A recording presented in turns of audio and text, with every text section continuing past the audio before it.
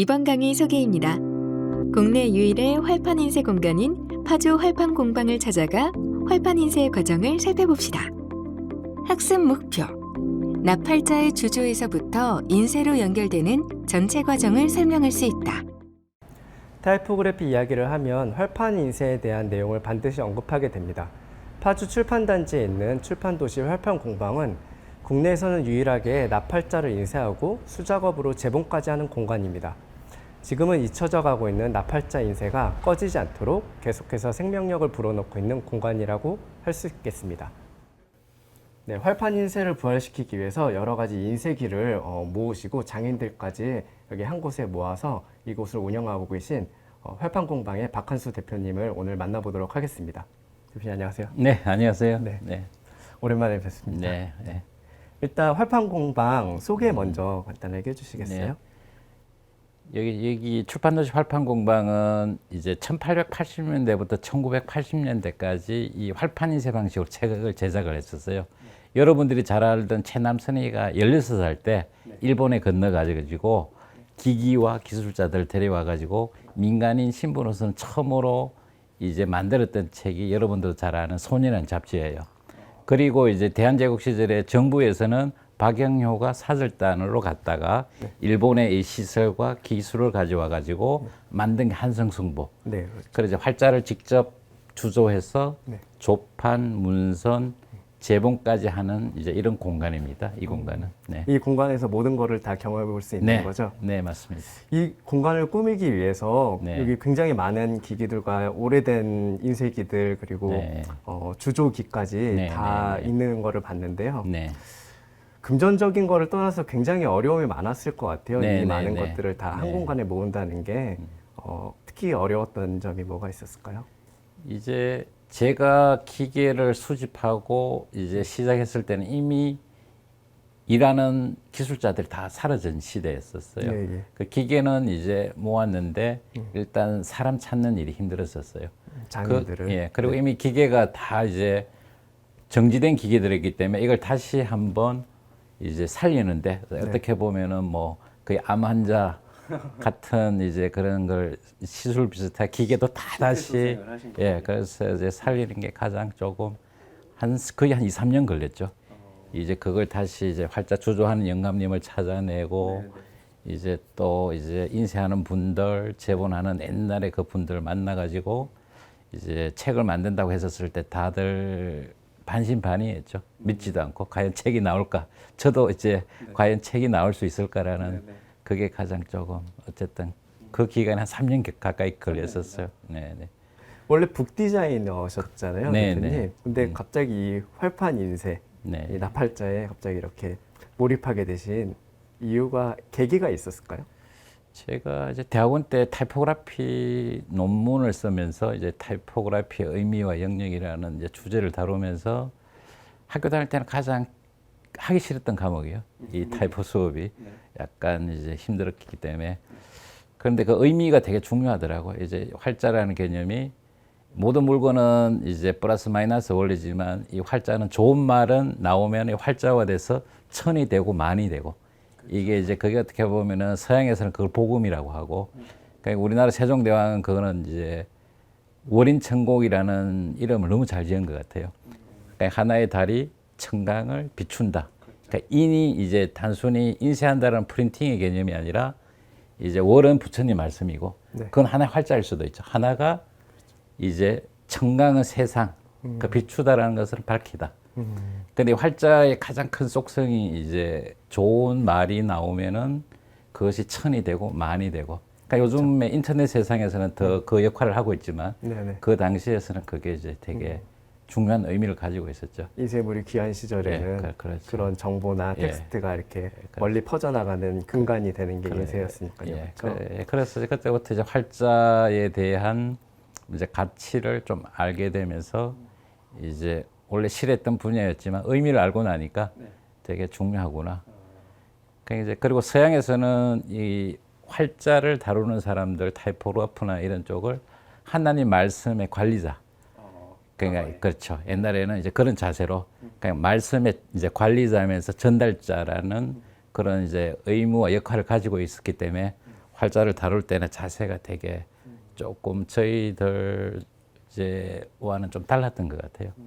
예.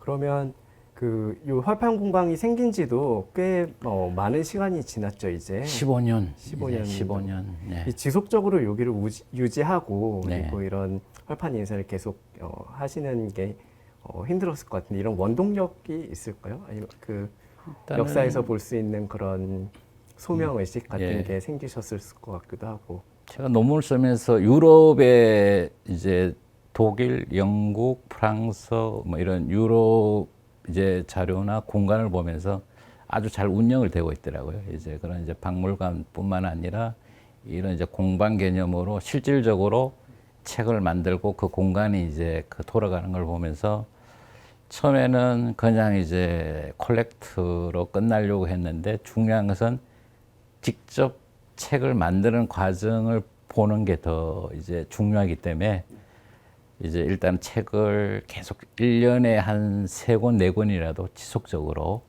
이제 뭐 사명감이라기보다는 이제 기계가 중요한 게 아니라 이걸 돌리는 사람들이 계속 이제 전수가 되어야 되기 때문에 그런 의미에서 계속하고 있습니다. 아, 대단하신 것 같습니다.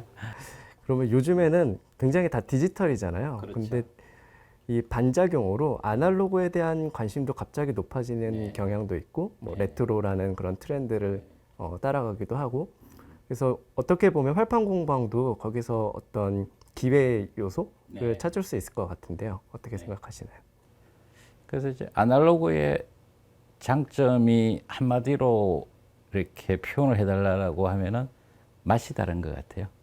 음식에 저희들이 가마솥에서 한 밥이랑 뭐 전자밥솥에서 한 밥맛이 다르듯이 그냥 디지털로 이제 프린팅 했을 때와 뭐 옵셋 프린팅 했을 때와 활판으로 찍었을 때의 가장 큰 차이는 이제 그 종이의 맛과 그 인쇄된 그 맛이 다른 거죠. 그것이 이제 아날로그의 가장 큰 장점이고, 그거는 디자이너들한테 가장 중요한 게 자기의 디자인 스타일은 모티브나 자기 디자인에서도 나올 수 있지만 자기가 사용하는 도구, 내가 예를 들면 어떤 도구를 사용하느냐, 그 도구에서 그 고유한 맛이 나오기 때문에 이 활자로 찍었을 때의 그 맛은 그 디지털에서 나오는 맛과는 다른 거죠. 그래서 사람은 이제 도구적 인간이기 때문에 되게 중요해요. 이제 이 도구성. 그래서 이제 앞으로도 이제 디자이너가 컴퓨터로 쓰더라도 나의 이 결과물이나 디자인의 도구가 무엇이냐라는 게 되게 중요하죠.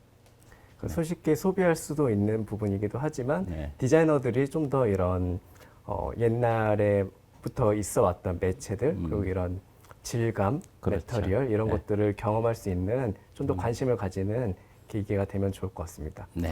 활판 공방이 이제 앞으로 또 계획하고 있는 게 혹시 있을까요?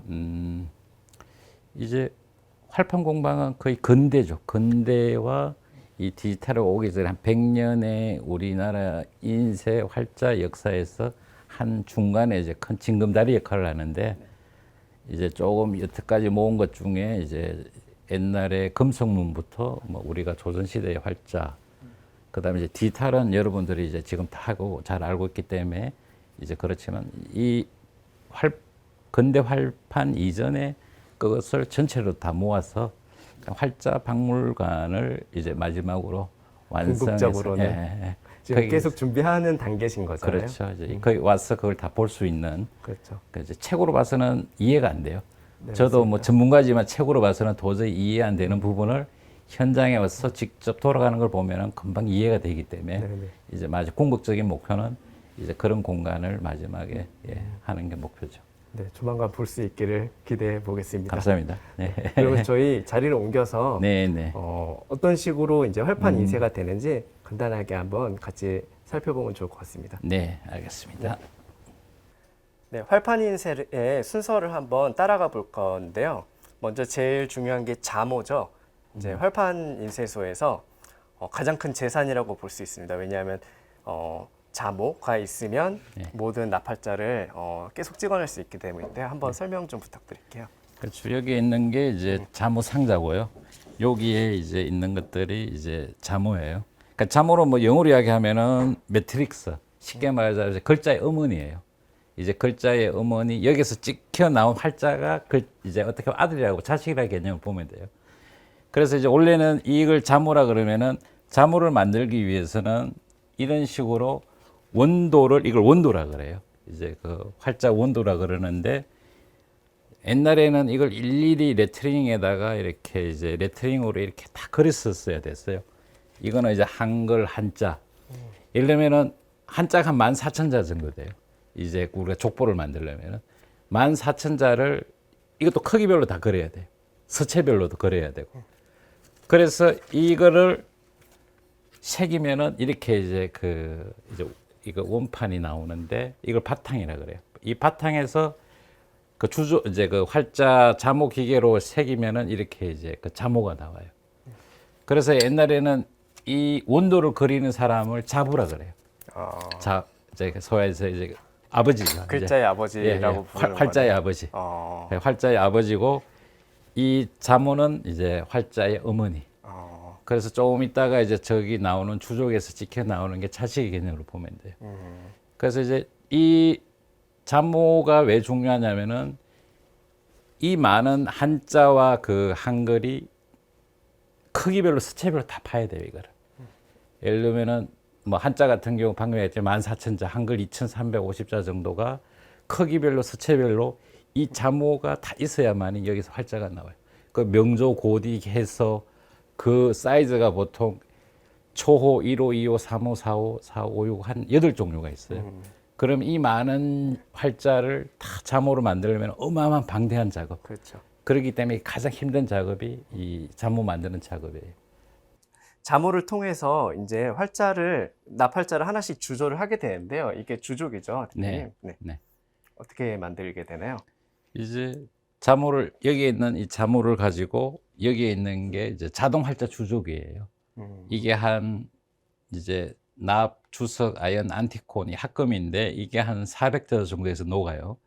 녹으면은 여기에서 이 자모를 여기에 끼워서 돌아가면서 이렇게 활자가 여기에 보면은 이렇게 찍혀 나와요. 네. 근데 작은 활자는 분당 한 이제 100자 정도. 근데 이제 큰 활자는 한 60자 정도. 네네. 이렇게 찍혀 나옵니다.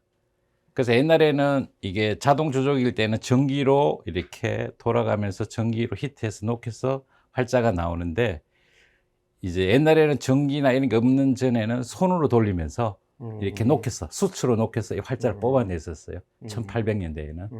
근데 온도를 그 당시에는 측정기기가 없었기 때문에 한지를 담궈 보고 이렇게 종이 타는 색깔을 보고 그 이제 온도를 맞춰왔었어요. 예, 예. 그 납활자는 약간 무른 성질을 가지고 있잖아요. 그렇죠. 그 활자 하나로 네. 어느 정도 인쇄가 가능한가요? 그래서 보통 한 2, 3천부 찍고 난 뒤에는 지형을 떠요.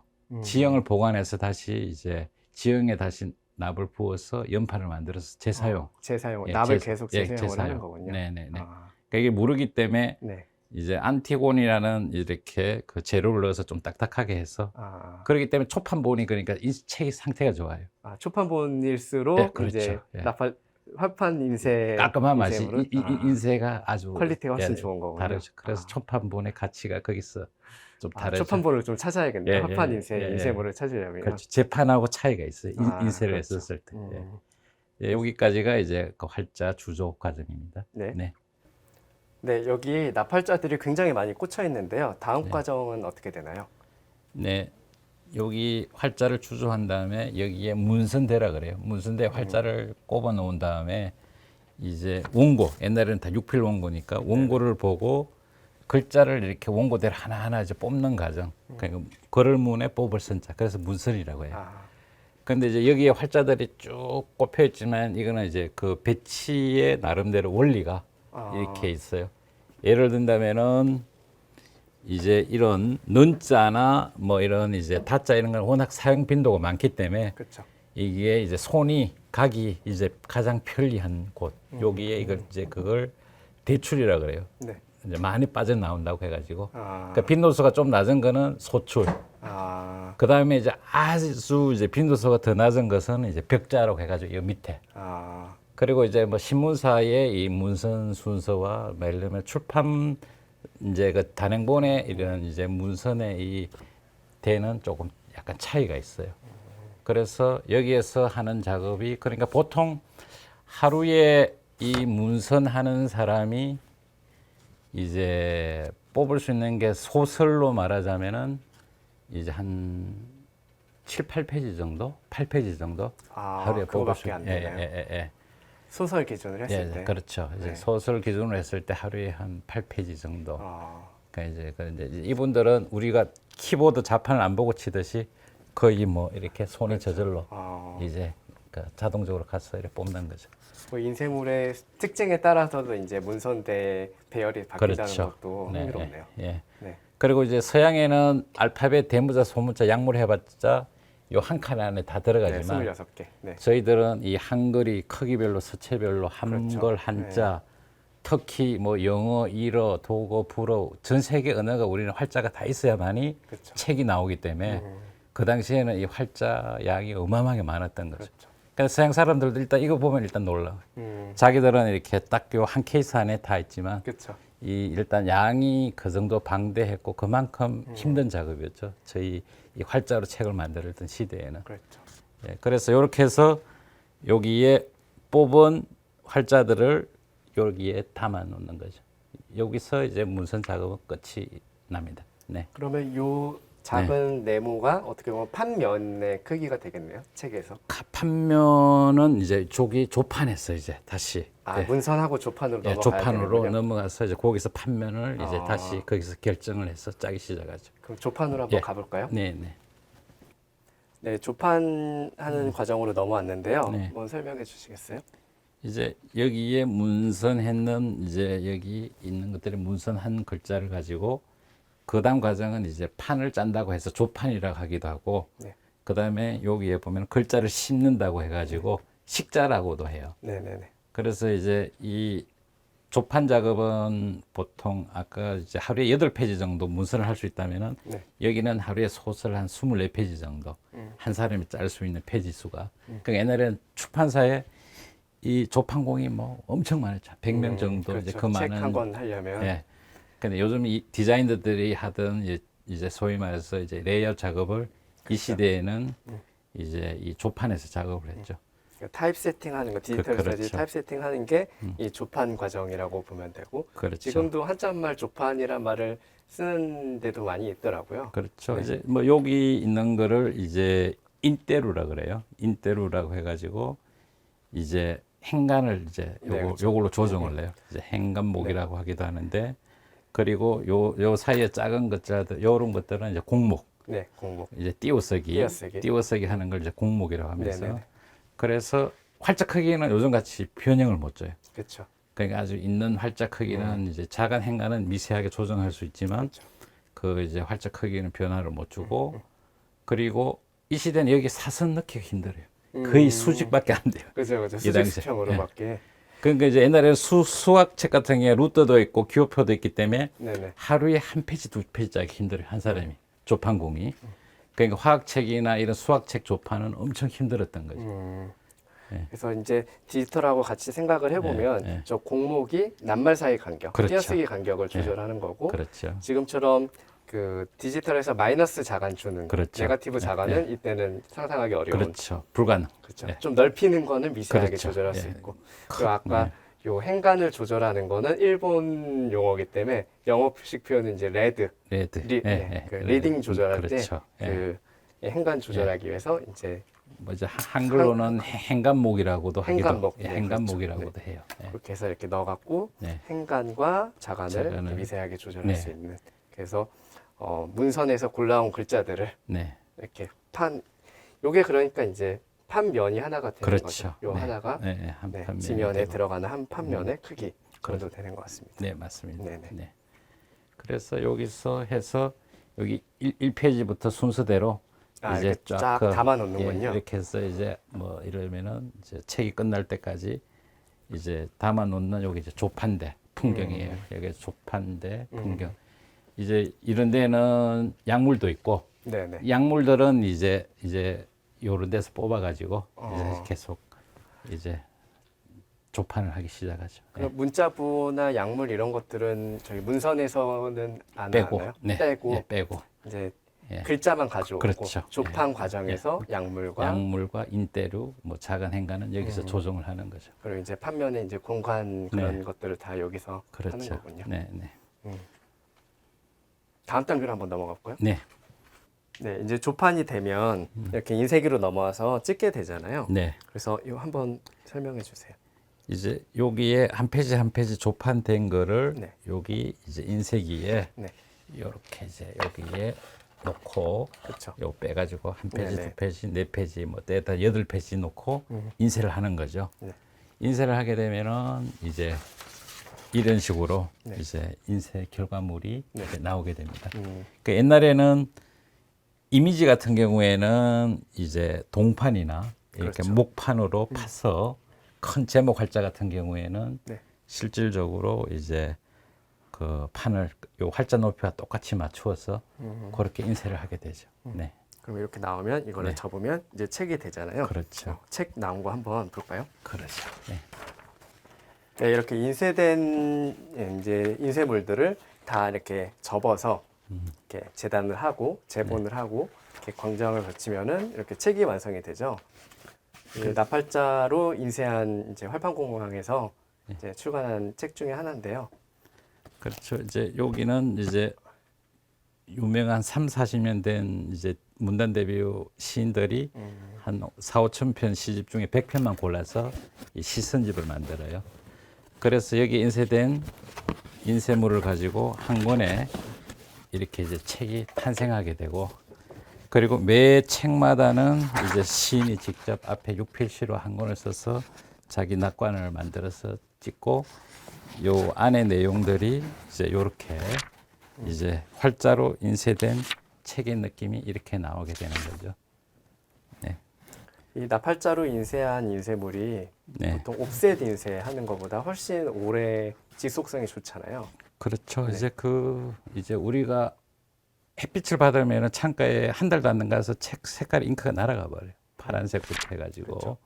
그러면은 한지에 인쇄한 책은 이제 뭐 지천 견500이라고, 종이는 한지에 인쇄한 거는 1000년, 비단은 500년. 여기 오칠을 하면은 2000년 정도 가요. 그러니까 그만큼 이제 한지가 이제 보존성이, 그리고 잉크도 이제 활판 잉크는 일반 옵셋 잉크하고 달라요. 네. 점도도 훨씬 더 높고 네. 잉크 자체가 오래 보존된다고 보면 되죠. 그러니까 오래 가치 있게 보존해야 되는 책일수록 이런 나팔자 그렇죠. 인쇄로 하는 거에 더 좋을 것 같다는 생각이 듭니다. 그 서양에서는 이제 유명한 사상 전집이나 문학 전집은 이 활판 방식으로 이제 꼭 찍고 있는 거죠. 그런 의미에서. 네. 네, 오늘 전체 이제 활판 인쇄 과정을 다 보여주셨는데요. 네, 네, 네. 오늘 여러 가지 말씀도 네. 많이 해주시고 네. 좋은 과정도 설명해 주셔서 너무 감사드립니다. 아, 네. 네. 수고하셨습니다. 네. 네. 학습 정리 1.